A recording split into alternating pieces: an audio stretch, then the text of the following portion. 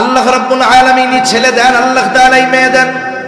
আল্লাহ তাআলা কোরআনুল কারীমের মধ্যে বলেন, ইয়াহাবু লিমান ইয়াশাউ ইনাসা ওয়া ইয়াহাবু লিমান ইয়াশাউ যুকুর আও ইউযাওবিজুহুম যুকরানা ওয়া ইনাসা ওয়া ইয়াজআলু মান ইয়াশাউ আকীমা। আল্লাহ তাআলা যাকে চান তাকে ছেলে দেন, আল্লাহ তাআলা যাকে চান তাকে মেয়ে দেন, আল্লাহ তাআলা যাকে চান তাকে উভয়টাই দেন, ছেলেও দেন মেয়েও দেন। আবার আল্লাহ তাআলা যাকে চান কোনোটাই দেন না, তাকে বন্দা বানায় রাখেন। এই জন্য খবরদার, আপনি আশা করেছেন আল্লাহ তাআলা ছেলে দেন, কিন্তু আল্লাহ দিছেন মেয়ে, খবরদার রাগ হওয়া যাবে না। মেয়ে হওয়ার পরে, মেয়ে হওয়ার খবর শুনে যাদের মুখটা শুকিয়ে যায়, কালো হয়ে যায়, বুঝতে হবে ওই মানুষগুলোর সাথে ওই জাহেলিয়াতের সময়ের মানুষগুলোর মিল রয়েছে। এজন্য মেয়ে হলে খুশি হবে, কারণ মেয়ে হলো সৌভাগ্যের প্রতীক। নবীজি বলেন, মেয়ে যে কয়টাই হোক, কোনো মতে দিন শিখায় যদি দিনদার পাত্রের হাতে তুলে দেওয়া যায়, যেই কয়টা মেয়ে আল্লাহ তাআলা ওরে সেই কয়টা জান্নাতের মালিক বানায় দিয়েছে। সুবহানাল্লাহ। ইব্রাহিম আলাইহিস সালামের কোনো সন্তান হয় না। প্রথম স্ত্রী সারা জানতে পারলেন তিনি বন্ধা, তার কোনো সন্তান হবে না। হাজেরা ছিল সারার খাদেমা। সারা এবার হাজেরাকে ইব্রাহিম আলাইহিস সালামের সাথে বিবাহ দিয়ে দিলেন। মুফাসসিরিন একরাম বলেন ৮৬ বছর তখন বয়স ইব্রাহিম আলাইহিস সালামের। আল্লাহ তাআলা ৮৬ বছর বয়সে হাজেরার গর্ভে একটা সন্তান দান করলেন। বলেন তো সেই সন্তানের নাম কি? হযরত ইসমাঈল আলাইহিস সালাতু ওয়াস সালাম, দুগ্ধপোষ্য শিশু, একেবারে নাবালক। আল্লাহ তাআলার পক্ষ থেকে আদেশ আসলো ইব্রাহিম আলাইহিস সালামের উপরে পরীক্ষা। একেবারে বার্ধক্যকালে যেই সন্তান আল্লাহ তাআলা ইব্রাহিম আলাইহিস সালামকে দান করলেন, আল্লাহ তাআলার নির্দেশে ইব্রাহিম আলাইহিস সালাম ওই দুগ্ধপোষ্য শিশু সন্তানকে নিয়ে এবং হাজেরা আলাইহিস সালামকে নিয়ে রওনা হইলেন। দীর্ঘ পথ চলতেছেন। এর আগে আরেকটা বিষয় জানার দরকার। ইব্রাহিম আলাইহিস সালাতু ওয়াস সালামের জন্মস্থান হলো ইরাকের বাবেল শহরে। ওনার জন্মস্থান ইরাকের বাবেল শহর। ওইখান থেকে তিনি হিজরত করে আসছেন ফিলিস্তিন, বর্তমান জেরুজালেম শহর যেটা, ওই জায়গায়। ওইখানেই ইব্রাহিম আলাইহিস সালামের জন্ম হয়েছে। ইব্রাহিম আলাইহিস সালাম আল্লাহর নির্দেশে হাজেরা আলাইহিস সালাম ও শিশু দুগ্ধপোষ্য শিশু ইব্রাহিম ইসমাঈল আলাইহিস সালামকে নিয়ে রওনা হয়েছেন। পথ চলা শুরু করেছেন। আল্লাহর নির্দেশে পথ চলতেছেন। ওই সুদূর ফিলিস্তিন থেকে দক্ষিণ দিকে পথ চলতে চলতে প্রায় ১৫০০ কিলোমিটার পার হয়ে গেছেন। প্রায় ১৫০০ কিলোমিটার পথ। বর্তমান বাইতুল্লাহ যেই জায়গায়, চিন্তা করে দেখেন, ওই সময় চলার জন্য কোনো গাড়ি নাই, প্লেন নাই, পাহাড়ি পথ, উত্তপ্ত মরুভূমির পথ পাড়ি দিয়ে ১৫০০ কিলোমিটার পথ পাড়ি দিয়ে ওই শিশু বাচ্চা আর স্ত্রীকে নিয়ে তিনি যখন বর্তমান বাইতুল্লাহ যেখানে, ওখানে পৌঁছাইলেন। ওইখানে তখন কোনো কিছুই ছিল না। নূহ আলাইহিস সালাতু ওয়াস সালামের মহাপ্লাবনের পর বাইতুল্লাহ পুরো ধ্বংস হয়ে গেছে। শুধুমাত্র উঁচু একটা বালুর ঢিবি ছিল, কোনো জনবসতি নাই, চাষাবাদ নাই, খাবার ছায়ার কোনো গাছ, কোনো কিছুই নাই। ওই জায়গাটায় যখন উপস্থিত হলেন, আল্লাহ তাআলা জানা দিলেন, ও পয়গম্বর ইব্রাহিম, আপনার সফর এইখানেই শেষ। আপনি আপনার স্ত্রী এবং সন্তানকে রেখে ফিরে চলে যান। পথিমধ্যে বারবার হাজেরা আলাইহিস সালাম জিজ্ঞাসা করে, আপনি আমাদের কোথায় নিয়ে যান? কোথায় যে নিয়ে যায় ইব্রাহিম আলাইহিস সালাম তো নিজে জানে না, কেমনে বলবে? এইবার যখন ওইখানে দুগ্ধপোষ্য শিশু আর স্ত্রীকে রেখে খাবারের জন্য কিছু খেজুর আর ১ মশ পানি দিয়ে উনি ফিরে চলে যাবেন, হাজেরা আলাইহিস সালাম জিজ্ঞাসা করতেছে, এই সিদ্ধান্ত কি আপনার নাকি আল্লাহ তাআলা? ইব্রাহিম আলাইহিস সালাম মনের মধ্যে কষ্ট, কিন্তু প্রকাশ করার উপায় নাই। তিনি বলতেছেন, এটা আল্লাহ তাআলার সিদ্ধান্ত। কেমন মহিয়সী নারী হাজেরা, সাথে সাথে বলতেছে, শুনে নেন, এই সিদ্ধান্তটা যদি আল্লাহ রাব্বুল আলামিনের হয়, তাহলে আমার আর আমার এই সন্তানের জন্য আল্লাহ তাআলাই যথেষ্ট। ইব্রাহিম আলাইহিস সালাম ওনাদেরকে রেখে রওনা হয়ে গেলেন। যখন চোখের আড়াল হয়ে গেল, ইব্রাহিম আলাইহিস সালাতু ওয়াস সালাম ওই মরুভূমির বরকতের জন্য দোয়া করলেন। আল্লাহ তাআলা ইব্রাহিম আলাইহিস সালামের দোয়া এমন ভাবে কবুল করেছে। মক্কা হলো এমন এক নগরী যেই জায়গায় চাষাবাদের কোনো উপায় নাই, সব পাথর আর পাথর। কিন্তু মক্কা এমন এক নগরী, পৃথিবীর এমন কোন জিনিস নাই যে মক্কা নগরীতে পাওয়া যায় না। ওখানে কোনো কিছুর অভাব পড়ে না। এটা ইব্রাহিম আলাইহিস সালামের দোয়ার বরকত। মা আর সন্তান ওইখানে আছে। কিছুদিন পর পানিও ফুরায় গেল, খাবারও ফুরায় গেল। মা যখন খাবার পায় না, স্বাভাবিকভাবে বাচ্চাও তখন দুধ পাবে না। বাচ্চা যদি ক্ষুধা লাগে, তৃষ্ণার্ত হয়, ক্ষুধার্ত হয়, কান্না শুরু করে দেয়। আর ক্ষুধার তীব্রতায় বাচ্চা যখন কান্না করে, মায়ের কলিজার মধ্যে সহ্য হয় না। এখন যদি একটু পানি পাওয়া যাইতো, কমপক্ষে পানি পান করলে কাজ হইতো। হাজী সাহেবানরা যখন হজ করতে যায়, উমরা করতে যায়, সাফা মারওয়া 7 বার সাই করতে হয়। এক পাহাড় থেকে আরেক পাহাড়ে মোট 7 বার আপ ডাউন করতে হয়। সাফা মারওয়া হযরত হাজরা আলাইহিস সালাম ওই সাফা পাহাড়ের দিকে তাকায় দেখে, মনে হয় ওই যে ওই জায়গায় পানি দেখা যাইতেছে, দৌড় দিয়া চলে গেলেন। গিয়া দেখেন না, পানি টানি কিছুই নাই। আবার মারওয়ার উপরে মনে হয় পানি। এইবার তিনি আবার দৌড় দেন। এই যে দেখবেন হাজী সাহেবানরা যখন যান ওইখানে সাফা মারওয়া, এখন তো এটা মোটামুটি এমন সিস্টেম করে দেওয়া হয়েছে, এয়ার কন্ডিশন, হাঁটতেও কোনো কষ্ট লাগে না। পাহাড় দুইটার মূল অস্তিত্ব। আলাইহিস সালাম যখন পাহাড়ের উপরে উঠলেন, শিশু বাচ্চাকে শোয়ায় রেখা গেছে দেখা যায়। কিন্তু সাফা থেকে যখন মারওয়ায় যাবেন, জায়গাটা একটু নিচু। এই জায়গায় গেলে আর সন্তানকে দেখা যায় না। তিনি কি করছেন, ওই নিচু জায়গা, যতটুকু জায়গায় সন্তান নজরে পড়ে না, ওই জায়গাটাতে দৌড়াইয়া এরপরে আবার ওই মারওয়ার দিকে গেছেন। বাকিটুকু আস্তে আস্তে উঠছেন। কেন বললাম, হজ উমরায় যখন যাওয়া হয়, যখন ওই জায়গা সাই করা হয়, সবুজ একটা চিহ্ন দেওয়া থাকে, আর বলা হয় এই জায়গাটা বেটা মানুষরা দৌড়াইয়া দৌড়াইয়া যাবে, আর মহিলাদের জন্য দৌড়ানো লাগবে না। কেন বলে, হাজেরা যে দৌড় দিছে ওটা কিয়ামত পর্যন্ত সব মহিলার পক্ষ থেকে আদায় হয়ে গেছে। আর পুরুষদের জন্য ওই হাজেরার আমলটা করার জন্য হজ এবং উমরায় গিয়া ওই সবুজ চিহ্নিত স্থানে দৌড়াইয়া অতিক্রম করতে হয়। এখন পানি তো পায় নাই। ইতিমধ্যে জিবরাইল আলাইহিস সালাতু ওয়াস সালাম চলে আসছে। ইসমাইল আলাইহিস সালামের পায়ের আঘাতে জমজম কূপের সৃষ্টি আল্লাহ তাআলা করলেন। তিনি তাকায় দেখেন সন্তানের পায়ের কাছ থেকে পানির ফোয়ারা টকবক করে বের হচ্ছে। দৌড় দিয়ে চলে আসলেন। চারদিকে তিনি ঘিরে দিলেন। নবীজি বলেন, হাজেরা যদি চতুর্দিকে ঘিরে না দিত, তাহলে গোটা এলাকা ব্যাপী আবার মহাপ্লাবন হয়ে যাইত। চতুর্দিকে ঘিরে দিছে। এখন ওই পানি ওনাদের বেঁচে থাকার উপকরণ হলো। দুনিয়ার সব পানির বৈশিষ্ট্য হলো, দুনিয়ার পানি এটা মানুষের তৃষ্ণা নিবারণ করে। তৃষ্ণা লাগছে, আপনি পানি পান করলেন, ভালো লাগলো। কিন্তু জমজম যেই পানি, এই পানির যত বৈশিষ্ট্য আছে, এর মধ্যে অন্যতম বৈশিষ্ট্য হলো জমজম এটা শুধু তৃষ্ণা নিবারণ করে না, এটার দ্বারা ক্ষুধাও নিবারণ হয়। সুবহানাল্লাহ বলেন। এজন্য আমরা অনেক সময় শুনি, অনেক বুজুর্গ হজ করতে গেছে, হজে গিয়া দীর্ঘদিন থাকছে, খালি জমজমের পানি খায়া থাকছে। কেমনে থাকছে? ওই সময় হয়তো কাল্পনিক মনে হতো, কিন্তু বর্তমান বিজ্ঞান গবেষণা করার পরে বলে, জমজমের পানির অন্যতম বৈশিষ্ট্য হলো এই পানির দ্বারা শুধু তৃষ্ণা নিবারণ হয় না, ক্ষুধাও দূর হয়ে যায়। আবার বলেন না সুবহানাল্লাহ। যেখানেই সুপেয় মিষ্টি পানি পাওয়া যাইত তৎকালীন সময়ে আরবে, ওইখানেই মানুষ জনবসতি স্থাপন করত। লম্বা ইতিহাস হয়ে যাবে, মূল কথা ছুটে যাবে। ওই পানিকে কেন্দ্র করে একদল মানুষ ওই জায়গায় বসবাস স্থাপন শুরু করলো, এই শর্তে যে এই কূপের মালিকানা হাজরা আলাইহিস সালাম আর ইসমাইল আলাইহিস সালামের তত্ত্বাবধানে থাকবে। এক সময় ইসমাইল আলাইহিস সালাম বড় হলেন, ওইখান থেকেই ওই গোত্রের মধ্য থেকে একটা মেয়েকে তিনি বিবাহ করলেন, সংসার হলো। ইসমাইল আলাইহিস সালাম, ওনার পরে ওনার বংশে আর কোন নবী আসে নাই। একেবারে শেষ নবী মুহাম্মদুর রাসূলুল্লাহ সাল্লাল্লাহু আলাইহি ওয়াসাল্লাম বনু ইসমাইল থেকে এসেছে। এর মধ্যে আর কোন নবী নাই। ইব্রাহিম আলাইহিস সালাম চলে গেছেন ফিলিস্তিন। আল্লাহ রাব্বুল আলামিন ইব্রাহিম আলাইহিস সালাতু ওয়াস সালামকে আরেকটা সন্তানের সুসংবাদ দিয়েছেন।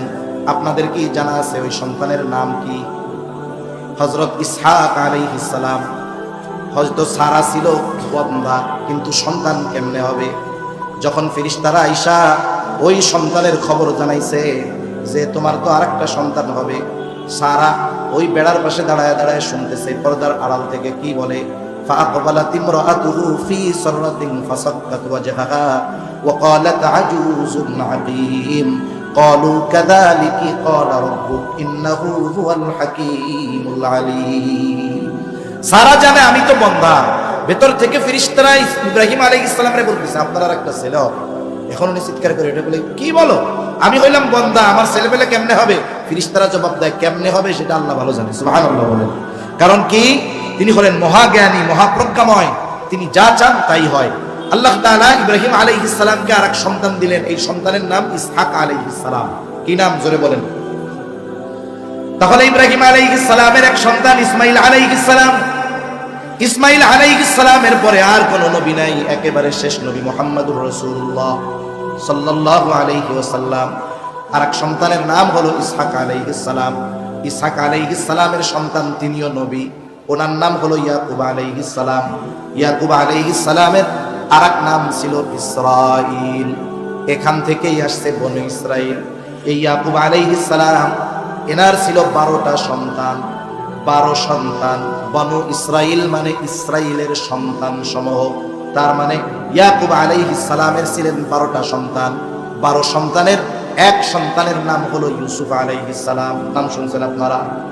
এখন আসেন, ইহুদি আসলো কোথা থেকে? মুফাসসিরিনে কেরাম বলেন ইয়াকুব আলাইহিস সালামের 12 সন্তানের চতুর্থ অথবা বড় সন্তানের নাম ছিল ইহুদা অথবা ইহুজা। এখান থেকে আসছে ইহুদি বংশ, বনি ইসরাইল বংশের ইহুদি গোত্র। পরবর্তীতে মুসা আলাইহিস সালাতু ওয়াস সালামের মাধ্যমে ইহুদি ধর্ম হিসাবে গোটা দুনিয়াতে প্রসিদ্ধি অর্জন করেছে। ইউসুফ আলাইহিস সালামের ঘটনা আপনাদের সবার কম বেশি জানা আছে, হয়তো শুনছেন। ইউসুফ আলাইহিস সালামকে ভাইরা মাইরা ফেলতে চাইছে, এক সময় উনি কূপের মধ্যে ফেলে দিছে, ওইখান থেকে উঠায় নিয়ে গেছে বণিক দল, মিশরের বাজারে বিক্রয় করা হয়েছে। লম্বা ইতিহাস। আল্লাহ তাআলা এক সময় ওনাকে মিশরের সুপ্রিম পাওয়ার আল্লাহ তাআলা দিয়ে দিয়েছে। সুবহানাল্লাহ। পূর্ণ মিশরের নিয়ন্ত্রণ ওনার হাতে চলে গেছে। হযরত ইউসুফ আলাইহিস সালাম জেলখানায় থাকা অবস্থায় মিশরের বাদশা একটা স্বপ্নে দেখছিল। স্বপ্নটা দেখছে, ওই স্বপ্নের ব্যাখ্যা ইউসুফ আলাইহিস সালাম করছে। ব্যাখ্যা কি? বলে এই 7 বছর, সামনের 7 বছর ফসল ভালো হবে, পরের 7 বছর দুর্ভিক্ষ আসবে। আপনি এখন এই যে ফসল ভালো হবে এই সময় ফসল স্টক করবেন, যাতে দুর্ভিক্ষের সময় ওই 7 বছর আপনার কোনো টেনশন না থাকে। স্বপ্নের ব্যাখ্যা বাদশার ভালো লাগছে। এখন বাদশার সাথে একটা সম্পর্ক হয়ে গেছে। তিনি ইউসুফ আলাইহিস সালাম নিজের থেকে বলেছেন, আমাকে যদি এই দায়িত্ব দেওয়া হয় তাহলে এটা আমি যথাযথভাবে ব্যবস্থাপনা করতে পারবো। বাদশা এবার জেলখানা থেকে বের করে খাদ্যমন্ত্রীর দায়িত্ব দিয়ে দিয়েছে। এই যথাযথভাবে ব্যবস্থাপনা উনি গ্রহণ করেছেন। একটা সময় মিশরে এত পরিমাণ খাদ্য সংরক্ষণ করা হয়েছে যে মিশরের মানুষ নিজেদের চাহিদা পূরণ করার পরেও আশেপাশের যত দেশ আছে সবার প্রয়োজন মেটানোর জন্য তারা খাদ্যশস্য দিতে পারছে। পাশের দেশ ফিলিস্তিন, ফিলিস্তিন থেকে ওই ইউসুফ আলাইহিস সালামের ওই 10 ভাই ওনারাও আসছে খাবার নেওয়ার জন্য, শস্য নেওয়ার জন্য। ওরা তো চিন্তা করেছে কুয়ার মধ্যে ফালায় দিছিলাম ইউসুফ রে, ইউসুফ তো শেষ। তারা যদিও চিনতে পারে নাই, ইউসুফ আলাইহিস সালাম তাদেরকে চিনে ফেলছে। এক সময় পরিচয় ঘটে গেছে। ইউসুফ আলাইহিস সালাম, তার বাবা ইয়াকুব আলাইহিস সালাম ও ভাই যারা আছে তাদেরকে বললেন, আপনারা সকলে হিজরত করে ফিলিস্তিন থেকে মিশরে চলে আসে। তাহলে ইয়াকুব আলাইহিস সালামের আদি নিবাস ছিল ফিলিস্তিন, জেরুজালেম। ওইখান থেকে উনি হিজরত করেছেন সবাইকে নিয়ে মিশরে। মিশরে দীর্ঘকাল তারা অতিবাহিত করেছে। ইউসুফ আলাইহিস সালাম দুনিয়া থেকে চলে গেছে। একটা সময় বনি ইসরাইল গোত্রের প্রভাব কমেছে, কিবতি বংশের প্রভাব বাড়ছে। জালেম রামসিস ফেরাউন ক্ষমতায় আসছে। জালেম বনি ইসরাইলদের উপরে জুলুম করেছে। আল্লাহ তাআলা বনি ইসরাইলদেরকে এই জালেমের জুলুম থেকে নিষ্কৃতি দেওয়ার জন্যই মূলত ওই ফেরাউনের নিষেধাজ্ঞার মধ্যেও আল্লাহ তাআলা মুসা আলাইহিস সালামকে দুনিয়ায় পাঠায়া দিয়েছে। মুসা আলাইহিস সালাতু ওয়াস সালাম লম্বা ইতিহাস, নবুয়ত পাওয়ার পর ফেরাউনকে এসে আল্লাহ তাআলার প্রতি ঈমান আনার দাওয়াত দিল। কিন্তু ফেরাউনের অবস্থা কি? মুসা আলাইহিস সালামের কথার পর ঈমান আনা তো বহুদূর, বরং মুসা আলাইহিস সালামের উপরে ফেরাউন আরো কঠোর হয়েছে। হেদায়েতের মালিক হলেন আল্লাহ। হেদায়েতের মালিক কে? জোরে বলেন তো, আরো জোরে বলেন কে? হেদায়েতের মালিক আল্লাহ। কিন্তু মানুষের কিছু আচার আচরণ দেখে বোঝা যায় ওর নসিবে হেদায়াত আছে না নাই। আলামত আছে না প্রত্যেকটা জিনিসের। আলামত কি? মনে করেন এক লোক সুদ খায়। কি খায়? সুদখোর আসেনি আপনাদের এদিকে? আচ্ছা, সুদখোর এটা মাটি খুঁড়লেও পাওয়া যাবে। আপনি মাটি খুঁড়টা কেউসা না পাইতে পারেন, কেঁচো চিনেন? কেঁচো এইটা না পাইতে পারেন, আমার মনে হয় সুদখোর পাবেন। এখন সুদ খায় একজন, আরেকজন ইমাম সাহেব অথবা আলেম তাকে খুব বুঝাইয়া বললেন, ভাই সুদ খাওয়া এটা জঘন্য এক কবিরা গুনাহ, এত জঘন্য গুনাহ, আপনি এই গুনাহটা ছাইড়া দেন। সেই লোকটা সে যদি নসিবে হেদায়েত থাকে, আলামত কি? তাকে যখন কোরআন হাদিস দিয়ে বোঝায়া বলবে যে এটা গুনার কাজ, ও ছাড়ুক আর না ছাড়ুক, কিন্তু কোরআন হাদিসের রেফারেন্স দিলে কমপক্ষে ও নমনীয়তা প্রদর্শন করবে, বলবে যে ঠিক আছে ভাই, গুনার কাজ পাপের কাজ ছেড়ে দেওয়ার চেষ্টা করব, দোয়া করেন যেন ছেড়ে দিতে পারে। কিন্তু বিপরীত কিছু মানুষ আছে, আপনি যখন তাকে গুনাহ থেকে বাঁচতে বলবেন, ও উল্টা আপনার উপরে আরো অ্যাকশনে যাবে। এরকম লোক সমাজে আছে না না? ওই ধরনের মানুষগুলাই দেখবেন মাঝে মধ্যে ওয়াজ মাহফিলের মধ্যে দাঁড়ায় যায়। একজন হুজুর কথা বলতেছে, দাঁড়ায় যায়। একজন আলেম দ্বীনের কথা বলতেছে, প্রতিবাদ করে। আমার কথা হলো, ওই লোকটার জন্য হেদায়েত খুবই কঠিন, যাকে কোরআন হাদিস দিয়ে কথা বলার পরেও ওই কথার উপরে সে প্রতিবাদ করে, আক্রমণাত্মক মনোভাব পোষণ করে, তাদের জন্য হেদায়েত বড় কঠিন। ফেরাউনের অবস্থা এরকম। মূসা আলাইহিস সালাম রবের দাওয়াত দিচ্ছে, এক রবের দাওয়াত, আর ফেরাউন পাল্টা প্রশ্ন করে, ক্বালা ফামান রাব্বুকুমা ইয়া মূসা, হে মূসা তোমাদের দুইজনের রব সে আবার কে? কারণ ফেরাউনের দাবি হলো আনা রাব্বুকুমুল আ'লা, আমি হইলাম বড় রব, আমার চেয়ে বড় রব আর কেউ নাই তোমাদের। এখন বলেন, মূসা আলাইহিস সালাম যখন ফেরাউনকে তাওহীদের দাওয়াত দিয়েছে, ফেরাউনের মধ্যে নমনীয়তা ছিল নাকি অহংকারের ভাব ছিল? কি ছিল বলেন? অহংকার প্রদর্শন সে করেছে। আল্লাহ রাব্বুল আলামিন ফেরাউনের এই আচার আচরণ পছন্দ হয় নাই।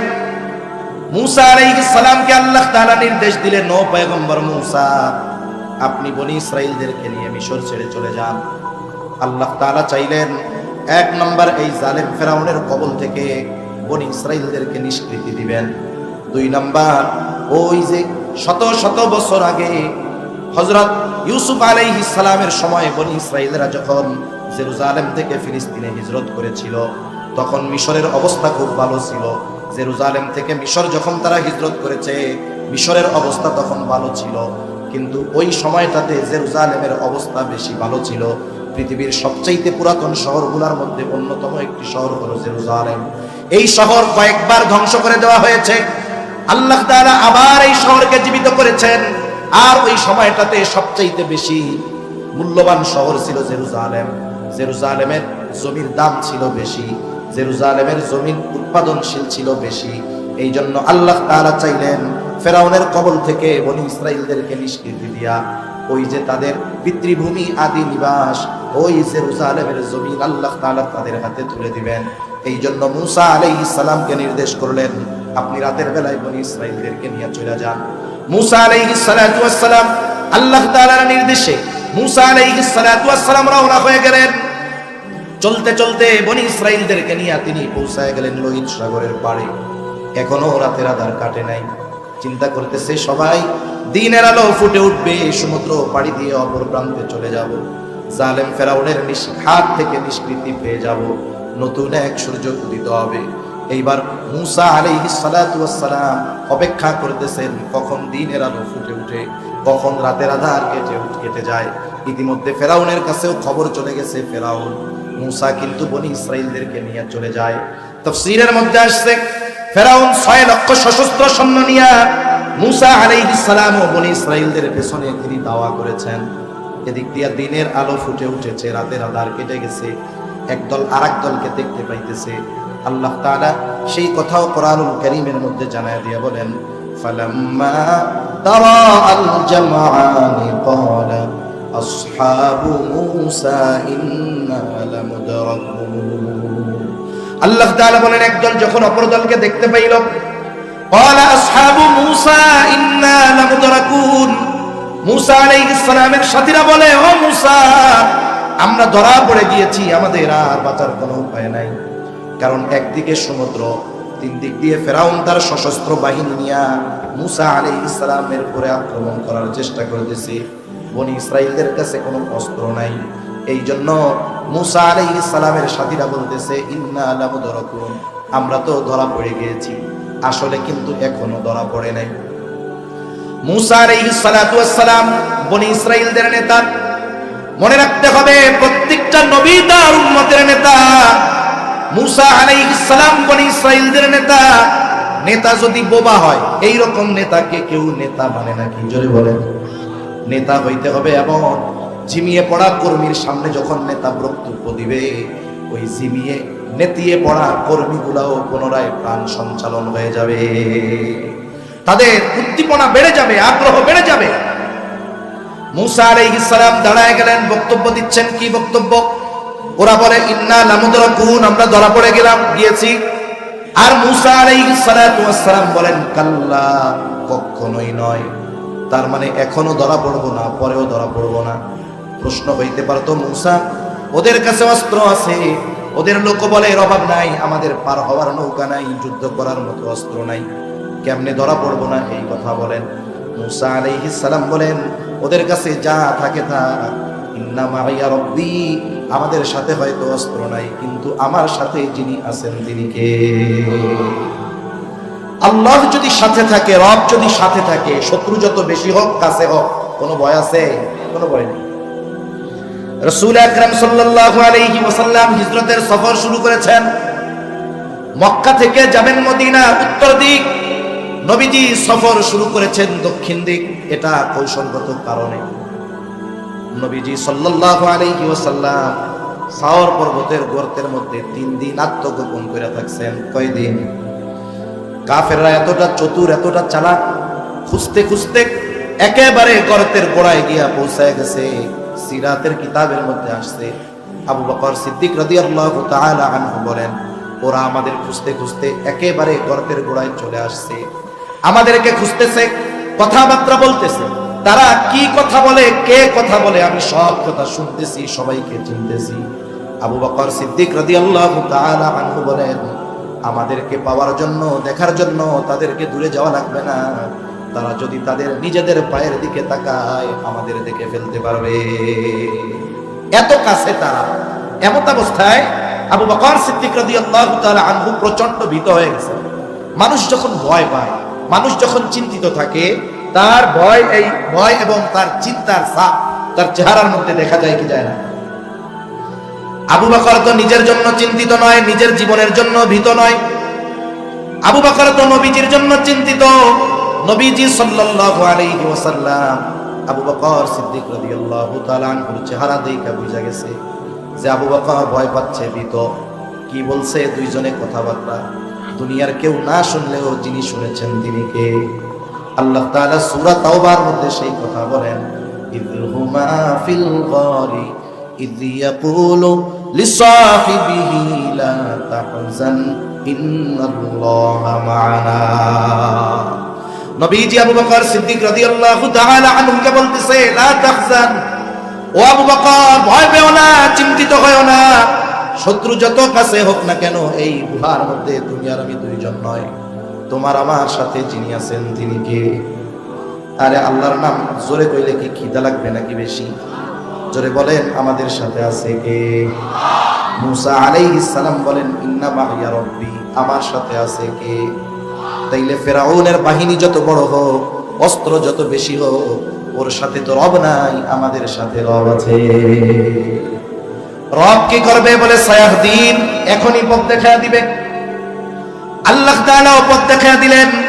আল্লাহ রাব্বুল আলামিন বলেন, ফাআওহাইনা ইলা মূসা আন ইদরিব বিআসাকাল বাহর ফানফালাকা ফাকানা কুল্লু ফিরকিন কাত-তাউদিল আযীম। আল্লাহ তাআলা বলেন, আমি মূসা আলাইহিস সালামের কাছে প্রত্যাদেশ প্রেরণ করলাম, ওহী পাঠাইলাম। আনিদ্রিব বিআসাকাল বাহর, লাঠি দিয়ে সাগরের উপরে আপনি আঘাত করেন। মূসা আলাইহিস সালাম কারণ জানতে চান নাই, আল্লাহ আদেশ করছে, সাথে সাথে সাগরে বাড়ি মারছে। সুবহানাল্লাহ বলেন। এইবার সাগরটা দুই ভাগে বিভক্ত হয়ে গেছে, ফেটে গেছে। এভাবে ফেটে ফানফালাকা ফাকানা কুল্লু ফিরকিন কাত্তাউদিল আযীম, দুই ভাগ দুই দিকে উঁচু হয়ে পাহাড় সদৃশ্য উঁচু দেয়ালের মতো হয়ে গেছে, মধ্যে দিয়া ফাঁকা রাস্তা, সমুদ্রের তলদেশ দিয়া রাস্তা।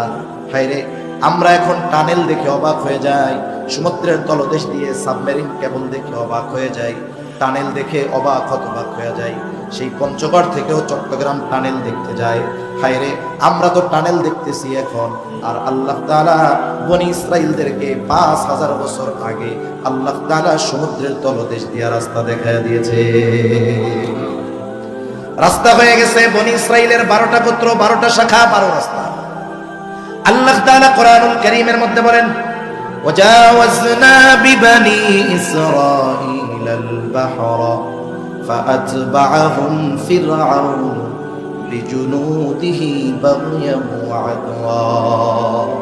আল্লাহ তাআলা বলেন, আমি বনি ইসরাইলদেরকে সমুদ্র পার করায় দিলাম। এইবার ফিরআউন তার বাহিনী সৈন্য সামন্ত নিয়ে চলে আসছে রাস্তার গোড়ায়, অহংকার প্রদর্শন করে বনি ইসরাইলদেরকে সমূলে নির্মূল করার উদ্দেশ্যে কি করলো? আল্লাহ তাআলা বলেন, ফাতবাহুম ফিরআউন বিজুনুদিহি বাগিয়ান ওয়া আদওয়া। ফিরআউন তার সৈন্য সামন্ত সহ অহংকারের বশীভূত হয়ে তাদের অনুসরণ করা শুরু করলো। আল্লাহ তাআলা এবার কি করলেন? বনি ইসরাইলেরা সাগর পার হয়ে চলে গেছে। এইবার রাস্তা যাদের জন্য বানানো হলো, তাদের ব্যবহার যখন শেষ, বলেন তো রাস্তার আর দরকার আছে নাকি? আল্লাহ তাআলা বললেন, সাগর, ও সমুদ্র, রাস্তার আর দরকার নাই, তুমি আগের অবস্থায় ফিরে যাও। কারণ আল্লাহ তাআলা হলেন এক মহান সত্তা। আল্লাহ তাআলা যখন যেটা চান, যখন ইচ্ছা করেন, শুধু বলেন হও, তৎক্ষণাৎ সেটা হয়ে যায়। আল্লাহ তাআলা বলেন, ইন্নামা আমরুহু ইযা আরাদা শাইআন আন ইয়াকুলা লাহু কুন ফায়াকুন। আল্লাহ তাআলা যখন কিছু করতে চান, শুধু বলেন হও, ফায়াকুন, তৎক্ষণাৎ সেটা হয়ে যায়। সুবহানাল্লাহ।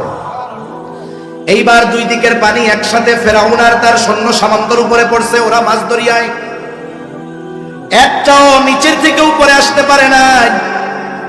আল্লাহ তাআলা ফিরআউনকে তো এমনি ছেড়ে দিবেন না। জিবরাইল আলাইহিস সালাম সমুদ্রের তলদেশ থেকে এক টান দিয়ে উপরে নিয়ে আসছে। এইবার হাবুডুবু সুবুনি শুরু হয়ে গেছে। যখন সাইজ হয়, এইবার ফিরআউন বুঝতে পারছে আমার খোদাইগিরি শেষ, বাঁচতে হইলে এই চাকরি ছাড়তে হবে, ঠিক কিনা কন? এইবার যেই ব্যক্তি রবকে চিনত না, জিজ্ঞাসা করেছিল, ক্বালা ফামান রব্বুকুমা ইয়া মূসা, হায়রে তোমার রব কে? তোমাদের দুইজনের রব সে আবার কে? দুনিয়ায় অনেক নাস্তিক দেখেছি, তাদের কথা শুনেছি, ওরা নাকি আল্লাহরে চিনে না, কিন্তু যখন বিপদে পড়ে ইলাহ নাই। বনি ইসরাইলেরা যার উপরে ঈমান এনেছে, আমিও তার উপরে ঈমান আনলাম। ওয়া আনা মিনাল মুসলিমিন।